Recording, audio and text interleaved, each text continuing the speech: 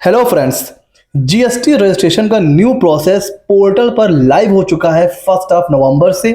और उससे रिलेटेड बहुत से कंफ्यूजन हो रहे थे टैक्स पेयर के मन में। उसके लिए एक न्यू एडवाइजरी भी इश्यू हो चुकी है, जिसमें सारे के सारे जो भी इश्यूज थे उनको एड्रेस किया गया है।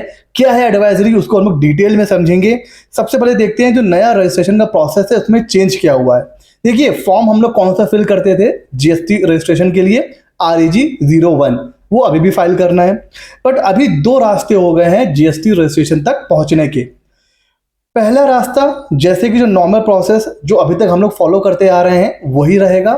उसमें एक नया रास्ता आ चुका है, रूल 14A का।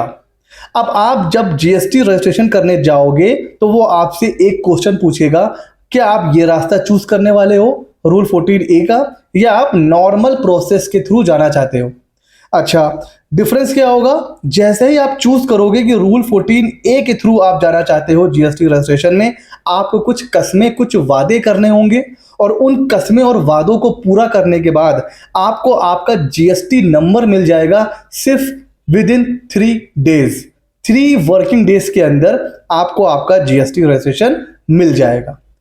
और नॉर्मल प्रोसेस में क्या होगा, जैसे कि नॉर्मल टाइम लगता है विद इन 7 डेज, सब कुछ सही रहा तो आ जाता है, नहीं सही रहा तो 30 दिन तक भी टाइम ले लेते हैं। कभी कभी बायोमेट्रिक होता है, कभी आधार ऑथेंटिकेशन होता है, तो वो कुछ भी हो सकता है जो अभी तक होता चला आ रहा है। तो 14A के लिए आपको कुछ कस्में वादे करने पड़ते हैं, और नॉर्मल प्रोसेस तो जैसे चलता चला आ रहा था। अब ये देखते हैं सर ये कौन से कस्में वादे हैं रूल 14A का। तो देखिए, इसमें वो आपको जो सबसे बेसिक कसम खानी है वो आपसे कहेगा कि अपने सर पे हाथ रखिए और कसम खाइए कि आपकी टोटल आउटपुट टैक्स लाइबिलिटी वो किसी भी मंथ में एक्सीड नहीं करेगी 2.5 लाख। सब मिला के CGST, SGST, सेस, IGST सब मिला के आपकी जो टैक्स की लाइबिलिटी है वो किसी भी मंथ में 2.5 लाख से ऊपर नहीं जाएगी। ठीक हो गया। एक तो ये कसम आपको खानी है। दूसरी कसम वो आपको खिलाएगा कि आपने ऑलरेडी इस रूल के अंदर सेम पैन पर कोई दूसरा रजिस्ट्रेशन तो नहीं ले लिया है, क्योंकि आपको एक स्टेट में एक पैन पर एक बार ही इस रूल का बेनिफिट लेने का मौका मिलेगा।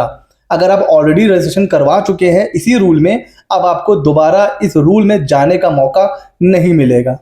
तो ये कस्में वादे जैसे ही आप खाओगे, सबमिट करोगे, विद इन 3 वर्किंग डेज आपका जीएसटी आपको मिल जाएगा। सर इसमें क्या आधार ऑथेंटिकेशन होगा? बिल्कुल होगा। आधार ऑथेंटिकेशन के बिना तो ये आप इसमें जा ही नहीं सकते हो। तो आधार ऑथेंटिकेशन इसमें इनबिल्ट होगा। एक बार आपका आधार वेरीफाई हो गया, सारी चीज़ें सही हैं, आप जो है वो लेस रिस्क कैटेगरी में आ रहे हो, आपका जीएसटी आ जाएगा 3 वर्किंग डेज के अंदर।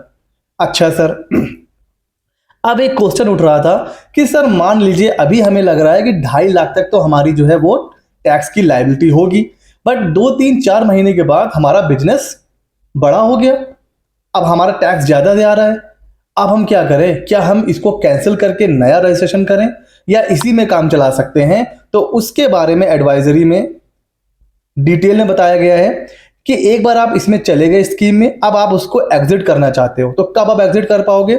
एक तो पहले आपको सारे के सारे रिटर्न टाइम से फाइल करना है। दूसरा, अगर आप 1 अप्रैल 2026 उससे पहले विड्रॉ कर रहे हो तो आपको कम से कम 3 मंथ के रिटर्न फाइल करना है। और अगर आप 1 अप्रैल 2026 के बाद विड्रॉ करोगे तो कम से कम आपको एक रिटर्न तो फाइल करना ही करना है। कोई अमेंडमेंट कैंसिलेशन पेंडिंग नहीं होना चाहिए, कोई प्रोसीडिंग पेंडिंग नहीं होनी चाहिए। इसको थोड़ा डिटेल में अगर समझें तो देखिए भाई, आपने रूल 14A में गए तो आपने एक कसम खाई, एक वादा किया कि 2.5 लाख से नीचे रहेगी आपकी टैक्स लायबिलिटी। बट अब आपको ऐसा लग रहा है कि भाई मेरा बिजनेस तो बढ़ गया है, तो अब मुझे ये जो रूल है ना इसको छोड़ना है और अब मुझे नॉर्मल रजिस्ट्रेशन की तरफ जाना है। तो आप विड्रॉ कर सकते हो। ठीक है, विड्रॉ करने के लिए क्या करना है? सबसे पहले तो आपको जितने भी रिटर्न है वो फाइल करने हैं, 1, 3B, ये सारे रिटर्न, ठीक है, और जैसे CMP 08 ये सारे रिटर्न। उसके बाद अब यहाँ पे एक टाइम लिमिट ये है कि अगर आप 1 अप्रैल 2026 से पहले विड्रॉ कर रहे हैं तो आपको मिनिमम 3 मंथ का वेट करना ही करना है। मतलब आपको 3 मंथ्स के रिटर्न फाइल करने हैं, उसके बाद आप विड्रॉ कर सकते हो। फॉर एग्जांपल अगर आपको 1 जनवरी को मिला जीएसटी रजिस्ट्रेशन, तो आप कब विड्रॉ कर सकते हो? मिनिमम 3 मंथ का आपको फाइल करना है, मतलब जनवरी, फरवरी, मार्च। तो अब आप विड्रॉ कर सकते हो अप्रैल 2026 में बस। हाँ, अगर आप 1 अप्रैल 2026 के बाद विड्रॉ करोगे तो फिर आप आपके लिए एक रिटर्न भी इनफ है। जैसे आपका रजिस्ट्रेशन आया सपोज 1 अप्रैल 2026 को, ठीक है, आपने अप्रैल का रिटर्न फाइल कर दिया, आप चाहो तो अगस्त में भी विड्रॉ कर सकते हो। तो ये है टाइमलाइन। दूसरा, कोई अमेंडमेंट, कोई कैंसिलेशन रिक्वेस्ट नहीं होनी चाहिए जीएसटी नंबर पर, ठीक है। कोई कैंसिलेशन प्रोसीडिंग स्टार्ट नहीं की जानी चाहिए डिपार्टमेंट की तरफ से। अगर ये सारी चीज़ें आप ये सारी चीज़ें आप फुलफिल कर रहे हो, फिर आप अप्लाई ऑनलाइन करोगे, जा करके आप विड्रॉ करोगे।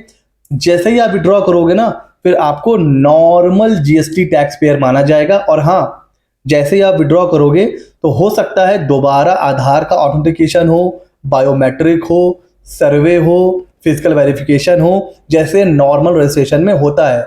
उस समय फिर आपको updated electricity bill, utility bill, updated rent agreement, जो कुछ भी होगा जब आप विड्रॉ करोगे उस टाइम आपको सब कुछ अपडेटेड फिर से अपलोड करना पड़ेगा। और हो सकता है फिर से आपका वेरिफिकेशन हो और आधार ऑथेंटिकेशन हो, और या फिर बायोमेट्रिक हो। क्यों? क्योंकि वो आप नॉर्मल रजिस्ट्रेशन के लिए जा रहे हो, तो ये सारी चीज़ें आपको फॉलो करनी पड़ेंगी। तो ये एक स्कीम है उन स्मॉल टैक्स पेयर के लिए जो 2.5 लाख तक जिनकी टैक्स लायबिलिटी होती है और उनको रजिस्ट्रेशन मिलने में बड़ा देर लगती है, कभी 1 महीना लग गया, 15 दिन, 20 दिन। तो कहीं ना कहीं इकोनॉमी को बूस्ट करने के लिए, बिजनेसमैन को फेवर करने के लिए ये नया रूल 14A लाया गया है, जो मेरे हिसाब से काफ़ी अच्छा है। अगर ये अच्छे से इंप्लीमेंट हो गया तो with in 3 working days automatic आपको जीएसटी मिल जाएगा, आप अपना काम शुरू कर सकते हो। आपको कैसा लगा ये रूल? कुछ कंफ्यूजन अभी भी है तो आप कमेंट सेक्शन में हमसे पूछ सकते हो। एक काम आपको करना है, नीचे है सब्सक्राइब बटन, कर लो सब्सक्राइब। मिलते हैं अगले नॉलेजेबल वीडियो में।